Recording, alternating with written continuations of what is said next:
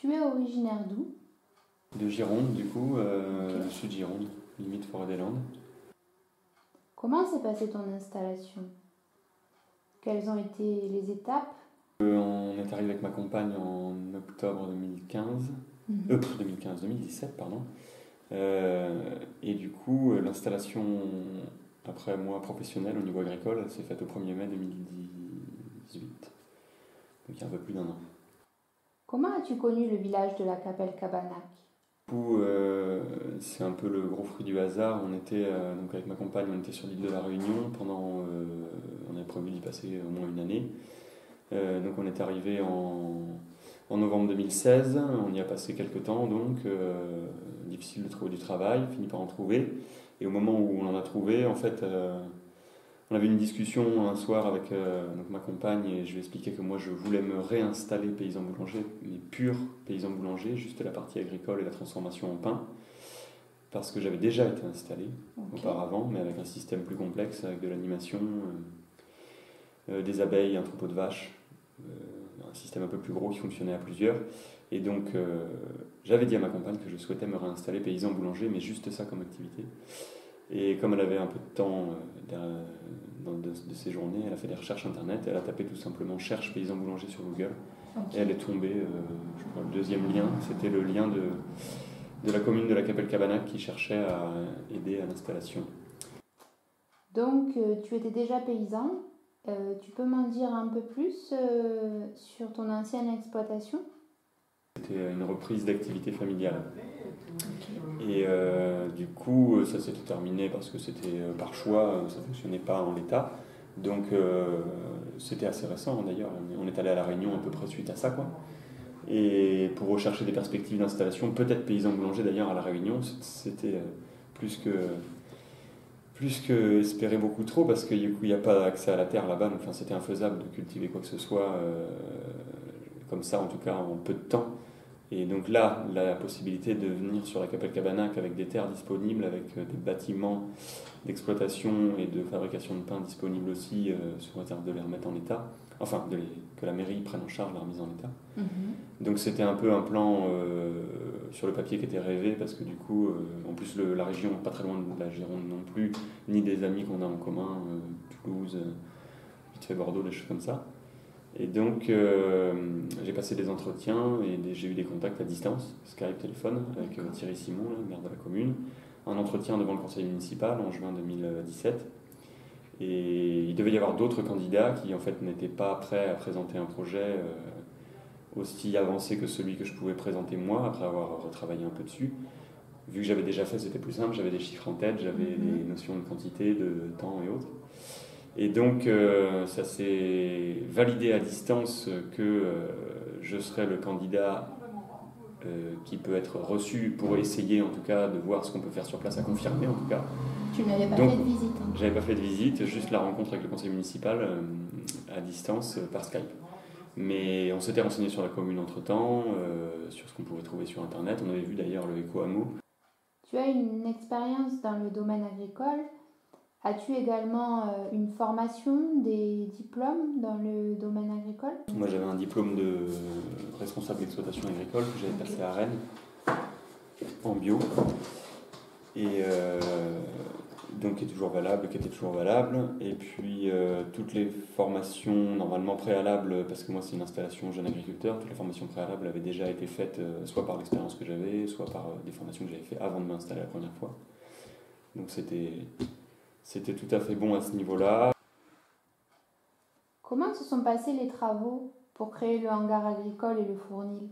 Sur plan au niveau constructif avec la mairie et un architecte, on a mis sur plan ce dont j'avais besoin, avec donc ce bâtiment qui est le fournil qui était en rénovation et un bâtiment neuf à construire suivant le besoin que j'avais moi. On a fait ça dans l'hiver 2017 et les plans ont été validés au printemps 2018 et la construction a commencé au printemps. La construction du bâtiment neuf en hangar agricole en bout de village et la rénovation a commencé dans l'été pour le fournil ici. C'est allé assez vite. Donc avant de commencer ma vente effective, j'avais fait des tests tout au long de l'année 2018. D'abord dans mon four à gaz, après dans le four à pain qui m'a été prêté, en fait, c'est un vieux four à pain qui m'a été prêté par des amis, des voisins, qui ont la chance d'avoir un vieux four de ferme sur leur petit hameau. Donc j'ai fait tous mes tests en gros, grandeur nature dans ce four à pain-là, tout le début de ma vente aussi.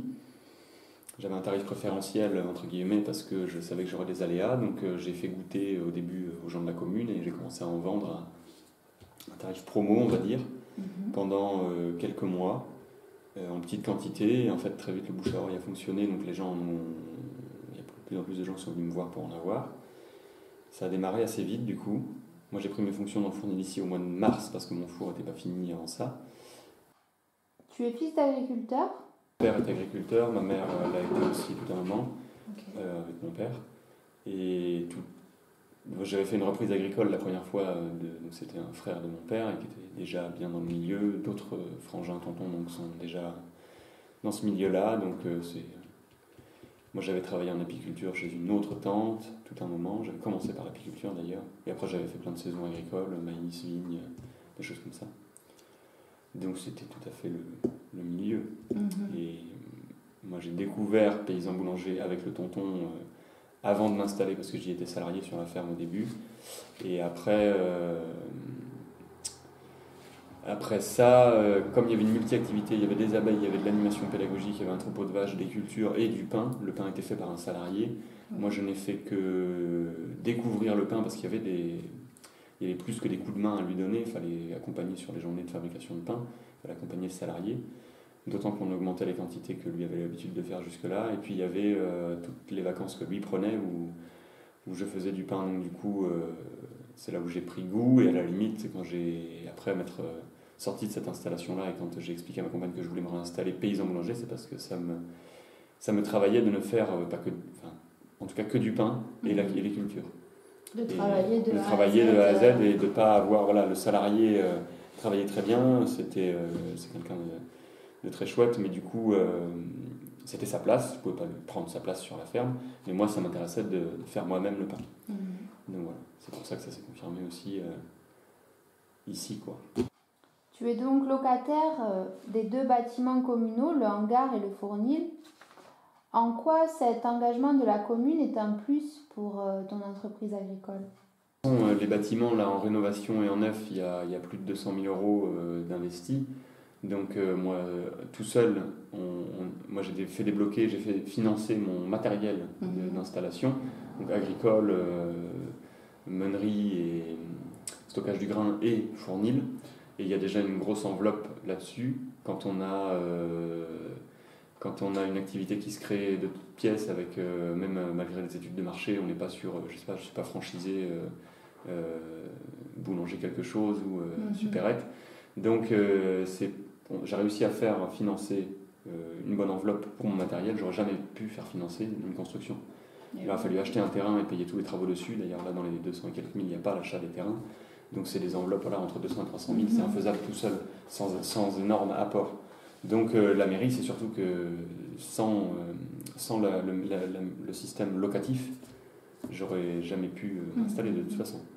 Donc la mairie avait cette maison pour faire le fournil qui lui appartient et qui est abandonné depuis des années, et un petit terrain qui est en bout de village, qui était le seul disponible, donc on fait avec aussi, et qui avait la place pour construire le hangar agricole. Pour les terres, comment ça se passe? Tu es également locataire? Du coup, je suis locataire des terres qui appartiennent à Thierry Simon, qui est viticulteur et maire de la commune. Et donc les terres qui ne sont pas valorisables en vin, en vigne, étaient vacantes depuis quelques temps. Il y a 18 hectares qui sont tout à fait acceptables pour ce que moi je veux faire. Donc c'était une bonne opportunité de démarrer, quoi. Elles sont toutes d'un seul tenant, à 500 mètres des bâtiments et du fournil. Donc là c'est pareil, c'est une aubaine, quoi. Concernant ta production, quelle variété de blé cultives-tu? C'est mono-variétal. Il y a donc 100% rouge de Bordeaux, qui est une variété qui est du milieu du XXe siècle. Du coup, c'est pas considéré comme une vraie variété ancienne, mais c'est typé variété ancienne. C'est pas une variété à très haut rendement, ni une variété avec des taux de gluten très élevés. Elle a beaucoup de goût, elle a une belle couleur et ça se travaille très bien en pain, donc c'est assez... c'est une bonne surprise parce que j'en avais déjà utilisé dans des mélanges, jamais en pur. Et la personne à qui je l'ai acheté, cette semence qui m'a servi à faire mon premier semis au printemps 2018, la personne me disait qu'elle fournissait déjà une bonne partie de son stock de rouge de Bordeaux pour un boulanger qui faisait 100% rouge de Bordeaux et ça marchait très bien. Donc j'ai essayé 100%, j'ai essayé en mélange avec une autre farine qui m'intéressait au niveau des variétés et au final c'était très bien le rouge de Bordeaux en pur. Donc je suis resté là-dessus et je vais rester là-dessus je pense pendant quelques temps encore. C'est plus simple pour moi sur plein de plans mais surtout elle est satisfaisante, plus que satisfaisante au niveau du pain donc je vais rester là-dessus. Ta production bénéficie-t-elle de labels de qualité? Les terres étaient en bio mais tous mes produits, tous mes approvisionnements sont en bio et ma production est en bio. Donc je suis certifié par Écossaire, après ça pourrait être un autre, peu importe. Sur le bail de fermage que j'ai pour les terres, il y a un engagement à laisser les terres en bio. À la limite, je pourrais vouloir vendre mes produits sans label, même s'ils l'étaient, ça c'est pas le problème, mais j'ai au moins mon bail, mon fermage pour les terres agricoles qui m'engage à laisser les terres en bio. Est-ce que pour toi le label agriculture biologique est un avantage? Forcément un avantage parce que il est affiché nulle part au Fournil. Mes clients ici au Fournil, c'est 90% de mes clients, ils s'en fichent complètement. De savoir s'il y a le label ou pas, ils sont contents, ils savent que c'est bio, ça leur va, ils le prennent pour ça, en tout cas pour une bonne partie. D'autres le prennent parce que c'est un pain de campagne local et qui se conserve et qu'il a du goût et d'autres caractéristiques qui sont recherchées. Mais le label en lui-même, c'est pas forcément ce qui est vendeur pour les gens qui viennent me voir. Parce que je pense que ça marchera à la confiance, comme ça peut se voir sur des marchés où les gens n'ont pas les labels et les clients sont au courant des modes de production et donc suivent à ce niveau-là. Après, c'est la nécessité pour vendre en Biocoop ou en magasin bio et dans différents points de vente comme ça, quoi. Ou vendre à d'autres producteurs. Je pense à la ferme Auberge des Gonis qui est juste à côté, qui eux cherchent des produits labellisés bio. C'est pareil dans leur mentalité, je ne pense pas qu'ils soient attachés au label en lui-même, mais c'est la nécessité quand on fait des échanges. Comment commercialises-tu tes produits? 90% c'est en vente directe au Fournil, et après, entre 80 et 90, et après on a un nombre certain qui part à la Biocoop de Montéhéral, et des petites quantités sur les cantines scolaires de Mouroux et Sérignac, quand c'est la période scolaire, l'épicerie de Sérignac, et le point de vente qu'il y a à la ferme des Pays Bio à Saint-Vite, après Montéhéral, donc des maraîchers bio qui anciennement étaient sur la Capelle Cabanac et qui ont emménagé là récemment sur Saint-Vite. Donc répartis tout ça sur les jours de fabrication et donc jours de vente du lundi et du jeudi. D'accord, donc tu fais la livraison? Moi j'emmène au point de vente. Et le restaurant aussi chez Justine à Mouroux qui prend du pain pour ses tables. Pour tes ingrédients que tu rajoutes dans tes préparations, tu les achètes où? Tu te fournis où? Je viens de la Biocoop pour l'instant, après c'est parce que j'ai pas pris le temps de trouver des producteurs des différentes graines. Le sel après il vient de la Biocoop mais il vient de Guérande comme la plupart des sels qui se vendent en magasin bio et qui sont de bonne qualité. Mais après toutes les graines, il pourrait se trouver vraisemblablement de la noix en bio dans le coin, ce serait pas un problème. Du raisin sec, ce serait compliqué, mais ça pourrait être envisageable. Et les graines de courge, sarrasin. Alors sarrasin, j'aimerais bien le faire moi-même. Cette année, c'est râpé, mais l'année prochaine, c'est sûr. La courge, apparemment, il y a des producteurs qui le font dans les parages, à voir sur la récolte de cette année si je peux en obtenir. Le sésame, ce sera compliqué pour avoir un approvisionnement local. Et le tournesol, ce serait théoriquement faisable. Il faut des marchés, il faut chercher. Surtout que j'ai besoin de quantités modestes, donc est-ce que les personnes peuvent me fournir quelques centaines maximum de kilos, quoi. Mais ce serait l'idée de rester là-dessus au niveau local, vendre au niveau local et m'approvisionner au niveau local au maximum.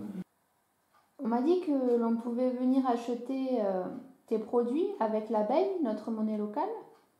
Je ne l'ai pas encore affiché officiellement parce que je voulais me repencher sur d'autres choses là-dessus, mais il n'y a aucune raison que je ne le démarre pas là, dans les jours, semaines à venir.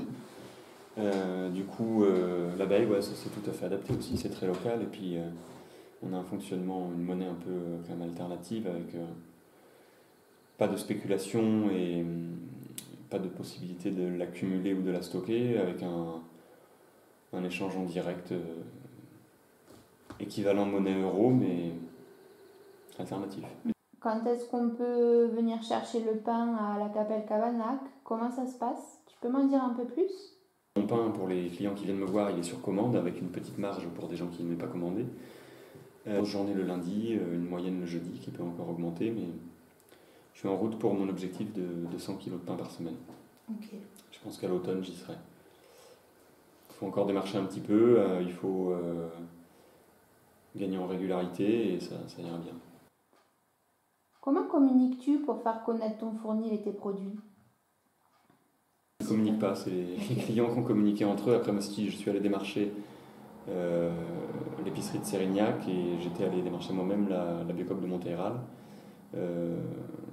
C'est à peu près tout. Tout le reste s'est fait soit naturellement parce que je connaissais donc, Justine du restaurant Amouroux, que Thierry Simon savait que les cantines vont devoir avoir une obligation de prendre des produits locaux, donc ça pouvait passer par le pain. Donc c'est lui qui m'a lancé sur ce fonctionnement avec les cantines.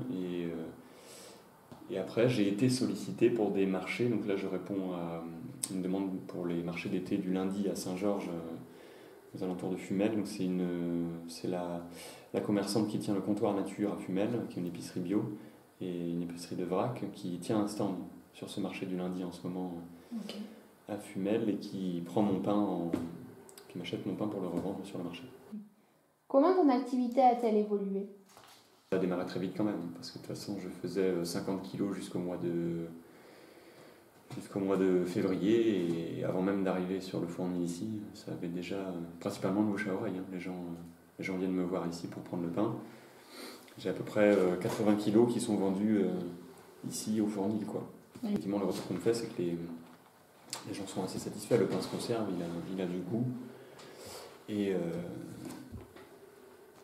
il y a aussi des gens qui étaient gênés par les pains de boulangerie à cause de soit le principe de la monolevure qui n'aide pas à la bonne digestion, ou des problèmes des variétés de blé, voire du fait que ce soit conventionnel et qui pouvait créer des gènes digestifs principalement. Et donc il y a des gens aussi qui étaient dans ce cas-là qui sont venus me voir en cherchant à trouver un pain au levain, une fermentation plutôt longue et une variété qui a des gluten assez digestes. Donc il y a un peu de tout à ce niveau-là. Ouais. D'où vient ta clientèle?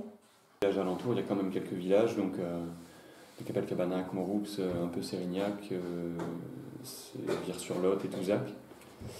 Floressas aussi, donc ça c'est toutes les communes les plus proches, et quelques personnes qui viennent d'un peu plus loin. Je sais qu'il y a quelqu'un qui vient de Montfranquin, d'autres personnes de Montcuq de temps en temps.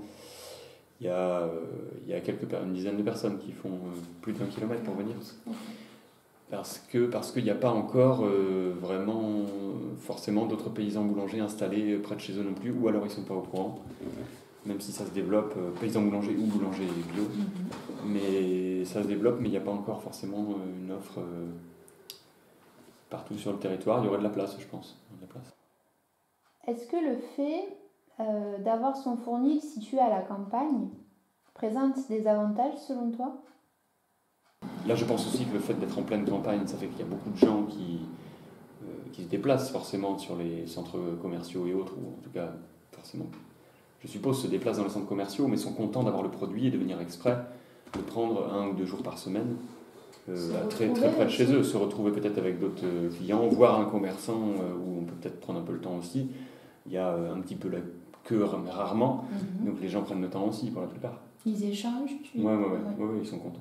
Ils sont contents de pouvoir discuter, que ce soit avec moi ou entre eux. Après, là, ici, c'est encore relativement sommaire, mais j'avais prévu de pouvoir poser de quoi servir du thé, du café, voire à terme des biscuits ou autre si je fais moi-même, pour que les gens puissent prendre le temps d'une pause, d'un quart d'heure quand ils viennent prendre leur pain. As-tu des idées, des envies, des projets pour le futur de ton activité? J'aimerais bien proposer, et pas sur commande du coup, et à mon bon vouloir aussi, c'est-à-dire je me laisse le choix de faire des sablés, des viennoiseries, ou voire des gâteaux, et de mettre ça à disposition suivant mon humeur plus qu'autre chose. Et ça dépend, voilà, il y en aurait un lundi, il n'y en aurait pas l'autre, mais de prendre le temps de démarrer ça tranquillement. Oui. Parce qu'après, il faut prendre le temps, donc c'est des choses souvent qui se préparent aussi en partie la veille. Mais moi, ce serait aussi avant tout pour mon plaisir, quoi, et puis faire plaisir derrière, parce que si le produit est bon, voilà.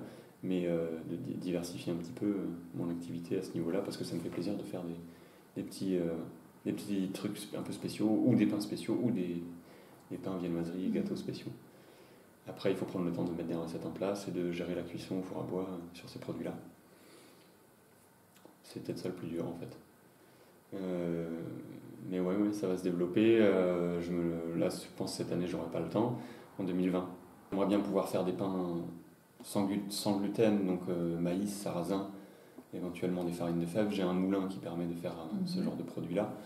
Donc, ce genre de farine-là. Donc, il faut voir après en transformation ce que ça donne, mais pour ça, il faut cultiver aussi.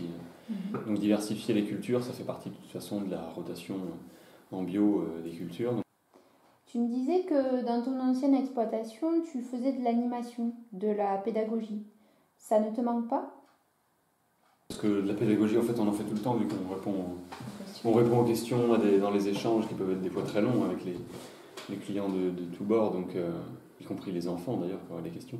Après, du pédagogique pur, j'aurais pas du tout l'envie d'en faire, mais des journées portes ouvertes, a priori ça se fera, quand j'aurai vraiment la possibilité d'ouvrir mes portes de manière satisfaisante. Et peut-être ponctuellement de trois événements, une fois l'an ou une fois tous les 2 ans avec les écoles d'à côté pour faire de la découverte. Soit accueillir sur le Fournil sur une matinée ou me déplacer à une école pour faire un petit atelier, ça pourrait correspondre. C'est des petites classes, donc c'est très bien, parce que sinon il faut être plusieurs. Donc là, moi plus les accompagnants pour gérer la découverte du pain avec 10 à 20 enfants, c'est très bien. Ça s'envisagera, mais dans les années à venir peut-être. Comment les habitants ont-ils réagi quand tu t'es installé? Il y avait des curieux, des gens qui sont venus à la porte voir. Il y a beaucoup de monde qui s'est arrêté en fait quand le four était en construction. Il y a du monde qui s'est arrêté après me voyant fabriquer, il y avait de la lumière, des gens qui sont venus curieux. Après, les gens, pour la plupart, il y en avait un certain nombre que je connaissais déjà, les gens de la commune très proche étaient vraiment contents qu'il y ait un commerce qui s'ouvre de nouveau sur un si petit village. Et comme il y a aussi d'autres producteurs qui viennent ou qui vont venir sur le point de vente le lundi, éventuellement le jeudi, il y a aussi cette dynamique qu'il y a un lieu où on peut acheter différents produits. Donc je pense que ça, c'est une bonne surprise pour eux, quoi. Quels sont les producteurs qui souhaitent venir vendre leurs produits? Un couple de maraîchers qui s'installent dans les bas de la Capelle. Donc du coup, avec des productions pour cet automne. Et donc l'idée, c'est de pouvoir avoir un petit banc pour eux ici, pour répondre à la demande s'il y en a pour les gens qui viennent acheter du pain, ou alors que ce soit des gens qui viennent exprès acheter leurs légumes et d'ailleurs qui ne prendraient pas de pain. Pourquoi pas, à la limite, moi ça ne me dérange pas, tout le temps qu'il y a une dynamique avec des clients qui sont satisfaits de venir prendre leurs produits au niveau très local. Un projet de création d'une halle qui ferait la jonction entre l'écoquartier et le bourg est en réflexion. Tu en as déjà entendu parler? Ça avait été discuté, il y avait une réunion publique, et donc à voir ce que ça peut donner. Je ne sais pas où ça en est maintenant au niveau de l'avancement, la réflexion, mais ça paraît pas idiot s'il y a vraiment un potentiel de vente, principalement sur des légumes, parce que c'est ça qui est produit dans les bas de la Capelle, mais que ce soit un point de vente et qui réunisse du monde, ça pourrait paraître pas idiot. Alors après, moi j'ai ma pièce de vente au Fournil, peut-être que sur les beaux jours, je pourrais sortir une table et vendre aussi sous la halle ou à l'extérieur, ça ne me dérangerait pas. Tout est faisable. Ce serait aussi multi-utile dans le sens où s'il y a des événements habituels, que ce soit tous les événements organisés par le comité des fêtes, et qu'il y ait une halle qui permette de compléter la salle des fêtes à la belle période, parce que du coup les stands peuvent être mis dessous, ça évite de monter des tonnelles aussi, en cas d'intempéries. Enfin, il y a quand même quelques événements sur la commune tout au long de l'année, donc avec du monde qui y passe, donc ça peut paraître cohérent sur du très long terme d'avoir quelque chose qui complète la salle des fêtes. En fait. En extérieur. En extérieur, en ouvert, quoi, semi-ouvert. À la Capelle Cabanac, j'aimerais savoir un petit peu comment se passent les relations entre les habitants. Une bonne entente, ouais, ouais, ouais. Et puis moi, non, je vois pas de gêne ou d'animosité. Il n'y a pas énormément d'habitants sur la commune Man, donc moi, je constate que la plupart des gens se connaissent très bien, donc que ce soit par le biais après du comité des fêtes et des événements où les gens ils échangent et ils partagent, ça a l'air de fonctionner très très bien. Comment vois-tu l'avenir du village de la Capelle Cabanac dans 10 ans? Donc, tu as espoir pour l'avenir Ah de la oui, Capelle? oui, là j'ai même aucun doute sur le fait qu'on n'est pas, dans mon avis, dans un bourg qui va dépérir. Il a sûrement déjà dépéri et il a sûrement déjà amorcé son redémarrage quoi, depuis quelques années. Je ne sais pas comment c'était il y a 15 ans, mais il est possible que Il y a un renouveau. ce soit, oui, j'ai l'impression. Ne serait-ce que le nombre de jeunes qui s'installent, Voilà. qui développent des activités. Et il y a encore de la place pour sûrement potentiellement d'autres activités. Hein. Les choses se font en campagne, tout n'est pas obligé d'être vendu ou échangé ici sur la Capelle, mais il y aurait de la place, il y aurait de l'espace pour créer d'autres activités sur la commune. Après, le cadre, il est vraiment superbe ici, on est en haut du plateau. Bon, le climat, on n'en parle pas, il est quand même plutôt clément, même en hiver. C'est très joli, c'est très sain, et puis moi je ne regrette pas du tout au niveau environnement d'être venu ici. Donc c'est chouette à ce niveau-là, ouais. Et il y a quand même du tourisme aussi, donc au niveau activité ou même on se sent pas seul, il y a du monde sur la route en ce moment là, sur les 2-3 mois d'été, il y a du monde sur la route, ça a démarré au mois de juin, on le voit quoi, il y a du monde de passage, il y a des restaurants un peu partout dans les alentours, il y a des caves pour dégustation et autres, il y a de tout quoi. On n'est pas dans la campagne profonde, ici on veut des commerces, on fait à peine 10 minutes de voiture et il y a des zones commerciales comme on en trouve dans n'importe quelle grande agglomération. Donc, Comment considères-tu ta pratique dans l'agriculture contemporaine? déjà, ouais, je ne sais même pas dire si je suis vraiment classable comme agriculteur parce que je ne suis pas interventionniste, donc j'aurais tendance à laisser faire un maximum tout en gérant, on va dire, de loin, dans le sens où une fois qu'un semis est fait, j'ai bon espoir que je n'ai pas à y retoucher jusqu'à une récolte. Et j'ai envie de tout faire pour que tout soit produit, et tout tourne en autonomie sur cette ferme-là, donc sauf exception de la semence de temps en temps, donc c'est assez particulier ça.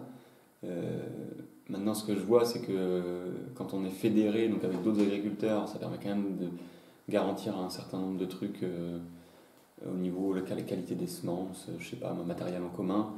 Donc on ne peut pas être tout seul et tout faire en autonomie, il faut bien faire quelques kilomètres pour partager différentes choses. Après, au niveau local, moi je vois que les fermes, les agriculteurs, en bio ou pas en bio, ils sont tout à fait capables et volontaires au coup de main, à l'échange et tout ça. C'est la dynamique dans les campagnes, il n'y a pas de problème, ça c'est chouette. Il y a une CUMA, donc une coopérative d'utilisation du matériel agricole là, qui fonctionne plutôt bien sur le plateau, et donc il y a du matériel à disposition qui m'a bien aidé aussi, c'est pas le cas dans toutes les campagnes. Adapté à tes moi c'était principalement des camions pour transporter tous mes approvisionnements, tous mes investissements en termes de matériel, ou mon approvisionnement en bois de chauffe, mon grain, des choses comme ça. Donc des camions, quelques outils agricoles, le trieur à grains, des choses comme ça, qui sont disponibles en CUMA, et donc je suis bien content de pouvoir bénéficier parce que voilà, dans les campagnes, il y a beaucoup de CUMA qui ont arrêté de tourner. Après, au niveau national ou international, pour moi, c'est complètement... C'est foutu, et ça se corrigera mais de lui-même. Mais à mon humble avis, par différents types de catastrophes agroalimentaires. C'est-à-dire que là, on n'est pas parti parce que même du bio-industriel, comme il peut se faire en Espagne ou dans le sud de la France, ou sous serre un peu partout en France, avec différentes choses qui même d'ailleurs très récemment se mettent en place, on est sur un laxisme qui laisse toute sa place à l'agro-industrie, y compris en bio. Et je resterai, moi, un adepte de l'agriculture paysanne, donc des petites structures et qui sont interdépendantes avec d'autres petites structures, et c'est tout, quoi. Et je me fiche des semenciers, je me fiche des industriels de l'agroalimentaire, aussi bio soit-il. Et je les respecte pas dans le sens où il y a beaucoup maintenant. Les 3/4 de l'agriculture, elle est plus faite pour produire ni de la nourriture, ni valoriser des sols, mais pour obtenir une rentabilité sur... voilà. Donc, à partir du moment où la rentabilité c'est le critère principal sur, bon, sur la plupart des activités d'ailleurs, ça aide à rien. Et si un jour je peux ne pas vendre mes produits mais les troquer, parce que tu parlais du troc tout à l'heure, ce sera très bien. Mais pour ça, il faut ne pas avoir de compte à rendre en monnaie à qui que ce soit, ou en tout cas le moins possible. Mais il n'y a aucune raison de continuer à se vendre des choses entre soi alors qu'on pourrait fonctionner autrement. Mais il faut y travailler. Il faut y travailler. Après, il y a une jeune génération qui est intéressée par ça, des générations plus âgées qui sont plus qu'intéressées par ça aussi. Et après, le changement, moi je vois qu'il y a plein de gens qui sont tout à fait capables de changer. Il y a encore en fait tout à faire, tout à refaire.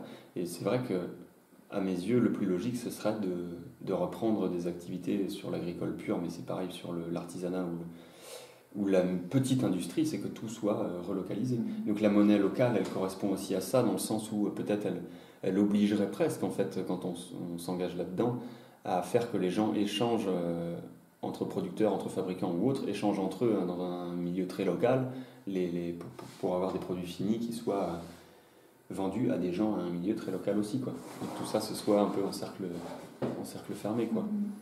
Un grand cercle fermé, mais un cercle fermé.